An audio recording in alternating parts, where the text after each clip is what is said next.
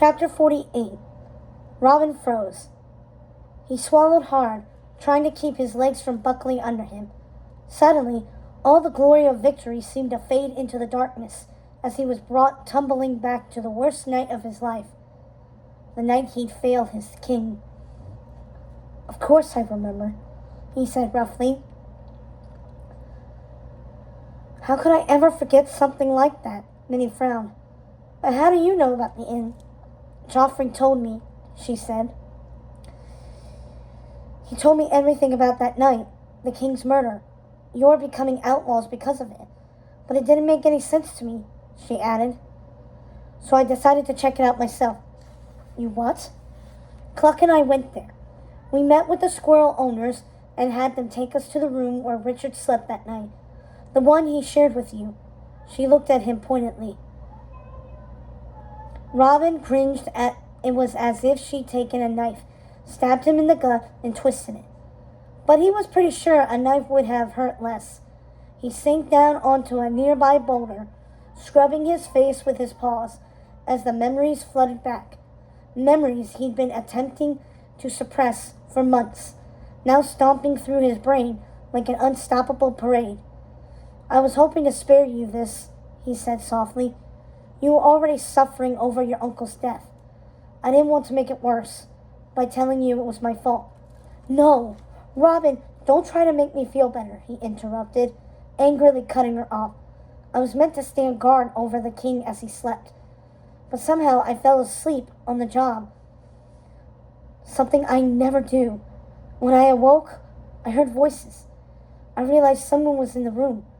But how they got in there, I don't know. I had latched the door, and it was still closed." "Robin, listen." "No," he cried. "Let me get this out. It's been eating away at me too long." He raked a paw through his fur. At that point, I heard a moan. The king was clearly in pain. I looked over to see hooded animals surrounding him, raising knives. I tried to go to him to stop them, but my legs felt like they were still asleep. They weren't working, and I realized I must have been drugged. I fell back to the floor, passed out again.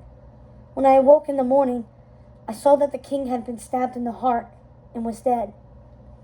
He felt tears well in his eyes. "I'm sorry, Marion," he murmured, "but it's all my fault. I was the one who let the king die." And there it was, the confession that had been weighing on him like an elephant stepping on his stomach all these months. It should have felt good to voice it at last, but instead, it only tore at his heart as he relived the night all over again. The feeling of helplessness, of watching something happen that he couldn't control. "Robin, he's not dead," Marion blurted out. Robin's head jerked up. "What?" he cried. "Of course he's dead. I saw the wound. Wounds can be faked, and they likely drugged him, just like you, so he would appear dead at first glance. After all, they needed witnesses so there would be no doubt of his demise. But when they took him away the next morning, he was still alive." "I don't understand." Robin's heart was thumping as an insane hope rose in his gut, even as he tried to squash it. Could it be true? Could it really be true? It was almost too much to hear. It was Sir Hiss's idea. She reached into her satchel and pulled out a telltale snakeskin. "We found it in a secret passageway at the inn," she shrugged. "It makes perfect sense if you think about it. Sir Hiss knew that if Richard were to come back, he'd be out of a job. He had to stop him somehow." Robin growled. "And Prince John just went along with it all?" "Not exactly," Marion corrected. "Sir Hiss wanted to actually kill Richard, take him out for good. But John refused to accept that, even after Sir Hiss told him all sorts of lies about his brother. Turns out, John's a terrible, greedy lion, but not a murderer." "So Richard is alive?" Robin struggled to get back to the point. "Where is he now?" "We believe he's being held prisoner beneath the castle," Marion explained, giving him a rueful look. "He's been there all along." Anger rose inside of Robin, fast and furious and out of control. He scrambled back to his feet. squaring his shoulders and lifting his snout. I'm going to get him, he declared. He will not spend another night in that hole. Stop! Marion placed a paw on his chest. Remember what you promised. You dash in there like a hero, and you will be caught and thrown in even deeper prison than our king. Robin cringed. She was right, of course. How is it Marion was always so sensible? So what do we do? He asked. Do you have a plan? I do, she said. But first, let's talk to your men and tell them what we know. We're going to need your help if we want to make this work.